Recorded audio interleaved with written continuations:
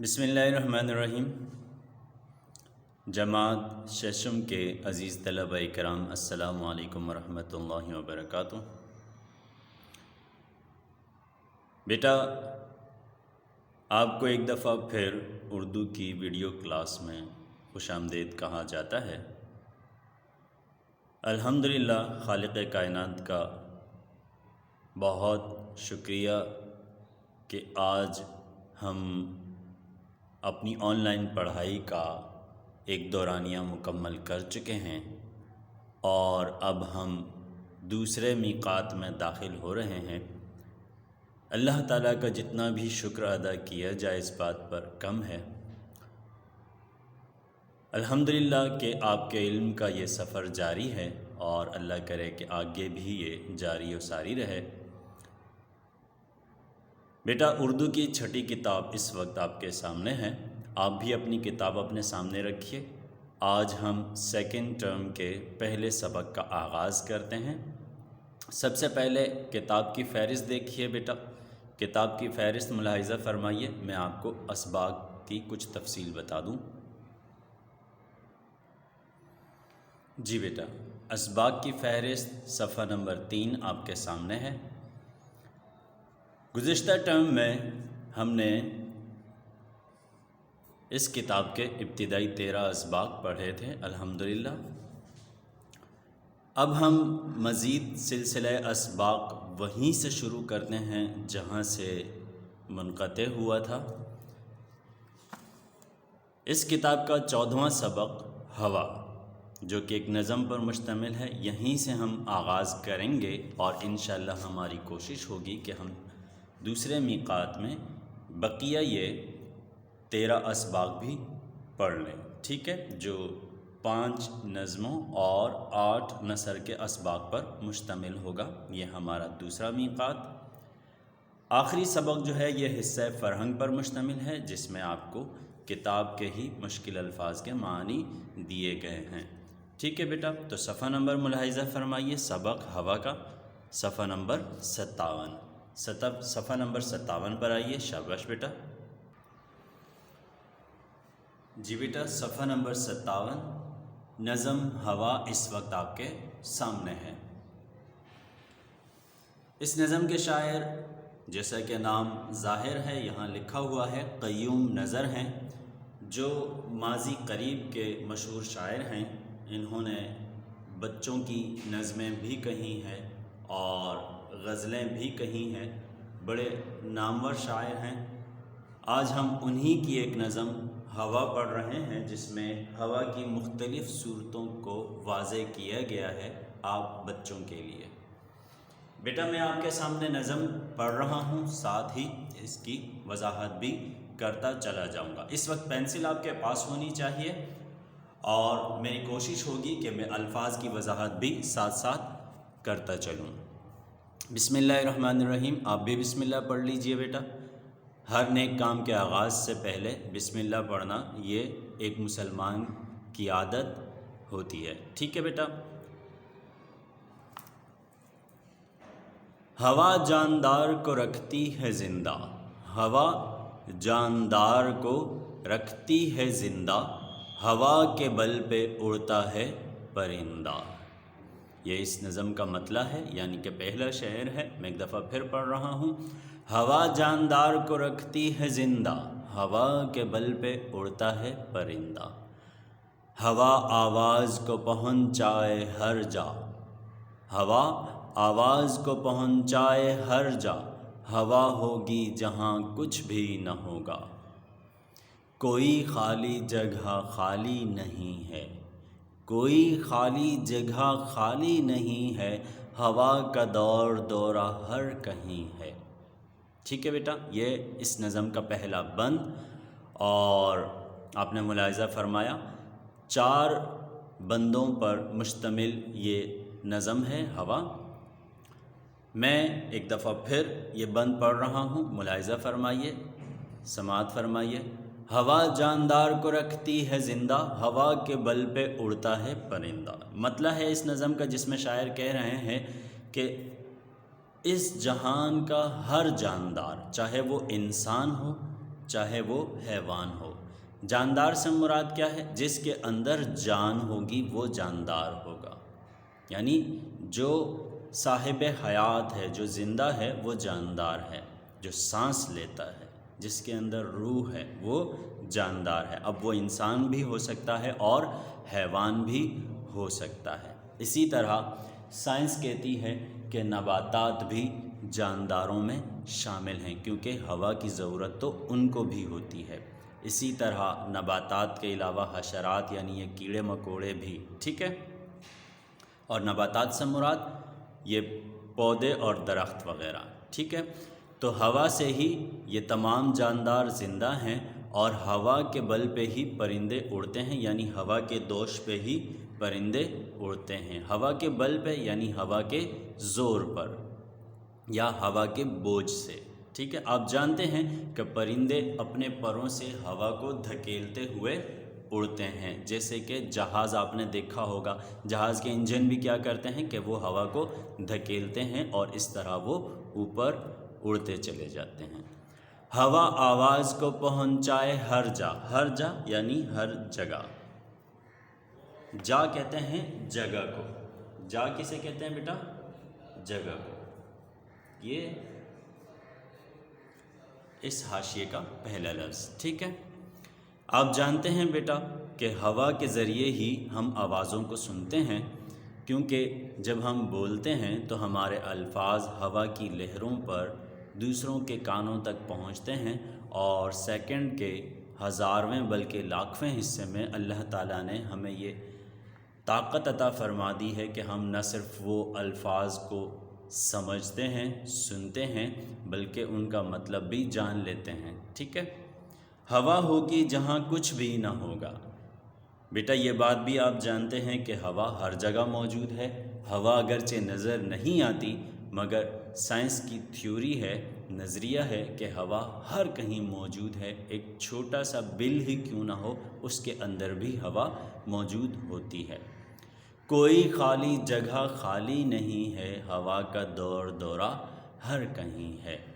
دور دورہ لفظ بیٹا دو تین معنوں میں استعمال ہوتا ہے۔ یہ شہرت کے معنی میں بھی استعمال ہوتا ہے، یہ حکومت کے معنی میں بھی استعمال ہوتا ہے، اور عزت کے معنی میں بھی استعمال ہوتا ہے۔ یہاں ہم اسے حکومت کے معنی میں استعمال کرتے ہیں یا عروج کے معنی میں، ٹھیک ہے۔ یعنی ہر جگہ عہد حکومت، ہوا کی ہر جگہ حکومت ہے، ہر جگہ ہوا کی حکومت ہے۔ اگلا بند دیکھیے بیٹا، اگلے بند کی جانب بڑھتے ہیں۔ کبھی دم ساد کے، دم ہے یہ لفظ دال کے زبر کے ساتھ،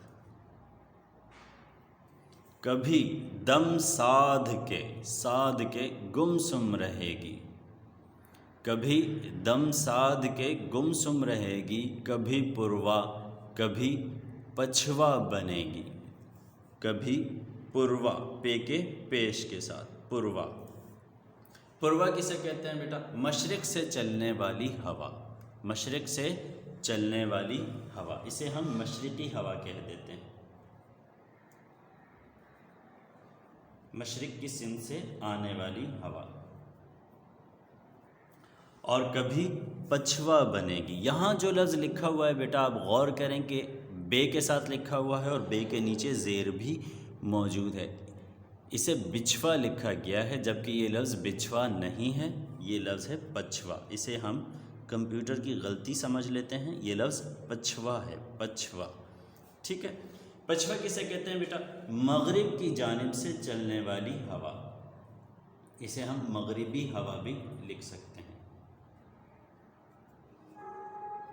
یعنی مغرب کی سمت سے آنے والی ہوا۔ تو ہوا کبھی مشرق سے آئے گی، کبھی مغرب سے۔ ہوا اپنا رخ بدلتی رہتی ہے، شاعر کے کہنے کا مطلب یہ ہے۔ کبھی اٹکھیلیاں کرتی ملے گی، کبھی آندھی کی صورت میں چلے گی۔ کبھی اٹکھیلیاں کرتی، اٹکھیلیاں کرنا آپ جانتے ہیں بیٹا کسے کہتے ہیں؟ شرارتیں کرنا، شرارتیں کرنا۔ پروا تیسرا حاشیہ ہے، پچھوا چوتھا، اور اٹکھیلیاں یہ 5वां लफ्ज़ है।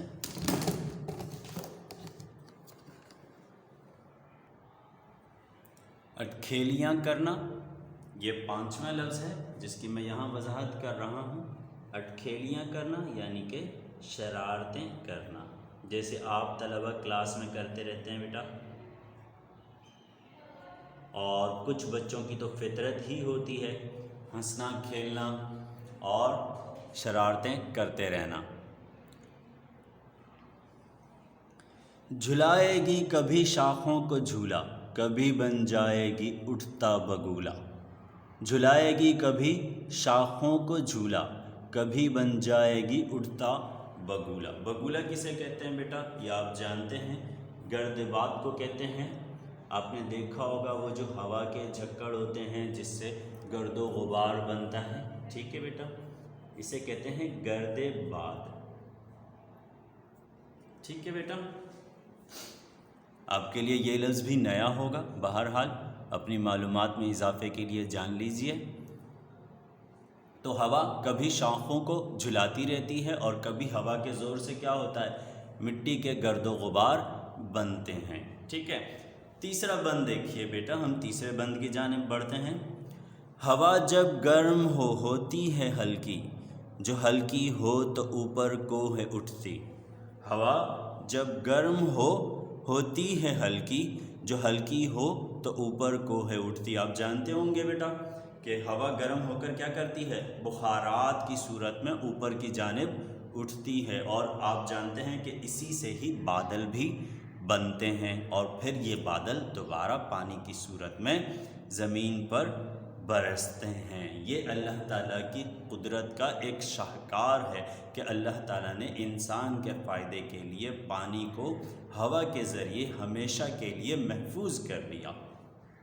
आप जानते हैं कि एक इजाफी बात बता रहा हूँ कि साइंस का एक नज़रिया और भी है, वो ये कि साइंस मानती है कि हम किसी भी चीज़ को फ़ना करने पर कादिर नहीं है, ना ही बका करने पर कादिर हैं, यानी हम किसी चीज़ को बिल्कुल फ़ानी नहीं कर सकते। इसीलिए अल्लाह ताला को क्या कहा जाता है, फ़ानी, ठीक है। अल्लाह ताला ही के पास ये ताकत है कि वो किसी भी चीज़ को फ़ना कर सके। हम इंसानों के पास इतनी भी ताकत नहीं कि हम पानी को ही फ़ना कर सकें। अगर हम पानी को गर्म करके बिल्कुल ख़त्म कर दें तो वो पानी भी भाप की सूरत में क्या होता है, बादल में शामिल हो जाता है, और फिर एक न एक दिन वो दोबारा पानी बारिश की सूरत में वापस आ जाता है। एक इंसान पानी के ख़ात्मे पर ही कादिर नहीं तो वो किस तरह बड़े बड़े दावे कर सकता है। ये बात वैसे ही इजाफी तौर पर याद आई तो आपसे शेयर कर दी। हवा जब गर्म होती है हल्की, जो हल्की हो तो ऊपर को है उठती। जगह लेने को फिर इसकी हवा ही बड़ी तेज़ी से इस जानिब है बढ़ती।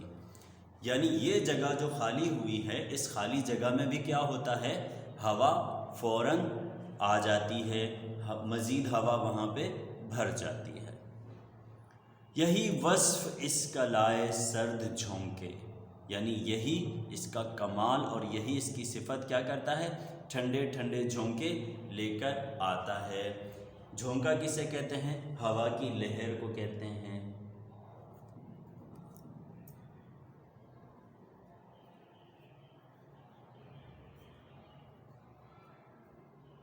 हवा की लहर, झोंका, हवा के छोटे छोटे झोंके जो हमें महसूस होते हैं, ठंडी ठंडी हवा, ठीक है।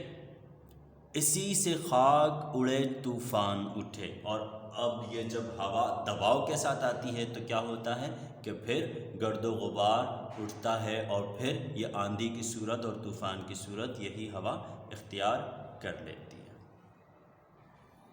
आखिरी बंद की जानिब बढ़ते हैं बेटा। आखिरी बंद देखिए,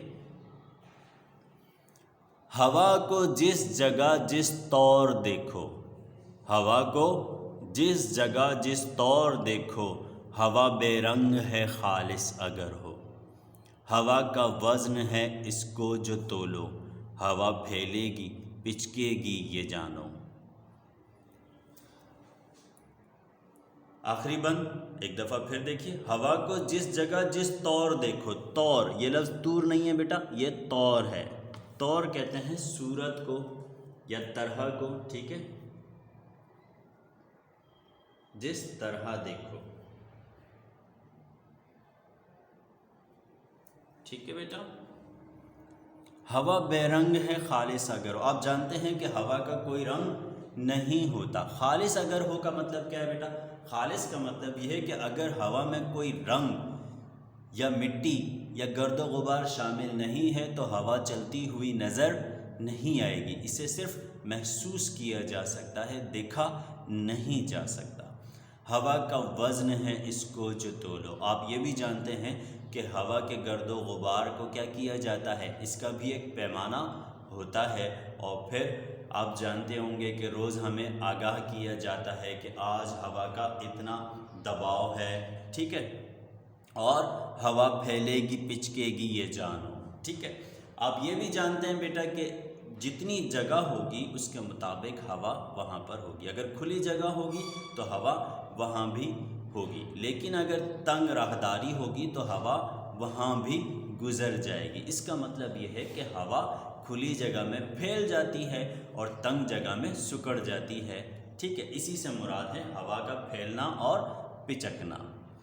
ہوا ہنستی بھی گاتی بھی ملے گی اگر گیسوں کی صورت میں رہے گی۔ آپ نے بیٹا کسی کو ہنستے ہوئے سنا ہے؟ کیسے ہنستے ہیں؟ ہلکی سی آواز کے ساتھ۔ تو شاعر اسی آواز کی طرف توجہ دلا رہے ہیں کہ اگر گیس کی صورت میں ہوگی، آپ نے گیس کو کبھی سنا ہے؟ گیس کی آواز سیٹی کی طرح ہوتی ہے، اس کا مطلب یہ ہے کہ ہوا ہنس بھی سکتی ہے، ٹھیک ہے۔ اس سے شاعر دراصل ہوا کی ہنسی مراد نہیں لے رہے، بلکہ اس سے ہوا کی آواز مراد ہے کہ ہوا کی آواز بھی ہوتی ہے اگر وہ گیس کی صورت میں ہوگی، ٹھیک ہے بیٹا۔ اس طرح یہ تھی نظم ہوا جو کہ آپ نے سماعت فرمائی، اور امید ہے کہ آپ نے اس کے ہر بند کے مقصد کو بھی سمجھ لیا ہوگا۔ اس کے اندر سائنس کے 2-3 نظریے بھی پیش کیے گئے، آپ نے انہیں بھی جان لیا ہوگا۔ انشاءاللہ مزید تفصیلات بھی آپ کو ہوا کے بارے میں ہمارے ہی اس ادارے سے دستیاب ہوں گی۔ بالکل سائنس کے سبجیکٹ میں بھی یہ مضمون شامل ہے، وہاں بھی آپ کو تفصیلات سے آگاہ کیا جائے گا۔ یہ تھی نظم ہوا جو اختتام کو پہنچی۔ بیٹا آپ کا آج کا کام کیا ہے وہ میں آپ کے گوش گزار کر دوں۔ آپ کی آسانی کے لیے ہم نے اس بار یہ فیصلہ کیا ہے کہ آپ سبق میں موجود الفاظ کے معنی کاپی میں تحریر نہیں کریں گے۔ اچھی طرح سن لیجئے بیٹا کہ سبق میں جو آپ کو الفاظ معنی دیے جا رہے ہیں، آپ یہ الفاظ معنی محض کتاب پر تو تحریر کریں گے مگر کاپی میں تحریر نہیں کریں گے۔ کاپی میں آپ کی آسانی کے لیے یہ فیصلہ کیا گیا ہے کہ آپ محض حصہ فرہنگ میں دیے گئے الفاظ کو معانی کی صورت میں لکھیں گے۔ حصہ فرہنگ کتاب کے آخری حصے میں جو الفاظ کے معنی دیے گئے ہیں وہ اگر ہیں، اور اس کے ساتھ اگر مشق میں کوئی سوال ہے جس کے تحت الفاظ کے معنی پوچھے گئے تو محض وہ الفاظ یہ آپ اپنی کاپی کے ہر سبق کی ابتدا میں لکھیں گے۔ بس سبق میں دیے گئے الفاظ کے معنی آپ کاپی میں تحریر نہیں کریں گے، البتہ کتاب پر آپ ضرور تحریر کریں گے تاکہ آپ کے علم میں رہیں، ٹھیک ہے بیٹا۔ تو آج کا کام نوٹ کر لیجئے، آج کا کام ہے آپ سبق ہوا کا سر ورق بنائیں گے، سبق ہوا کا سر ورق بنائیں گے۔ کوشش کیجئے گا بیٹا، آپ کے پاس بہت وقت ہے، ٹھیک ہے، فراغت کے یہ لمحات ہیں، آپ اس سے خوب سیکھیں، استعمال کریں اور ایک خوبصورت سا سر ورق بنائیں۔ انشاءاللہ اگلی ویڈیو میں دوبارہ آپ سے ملاقات ہوگی۔ السلام علیکم ورحمۃ اللہ وبرکاتہ۔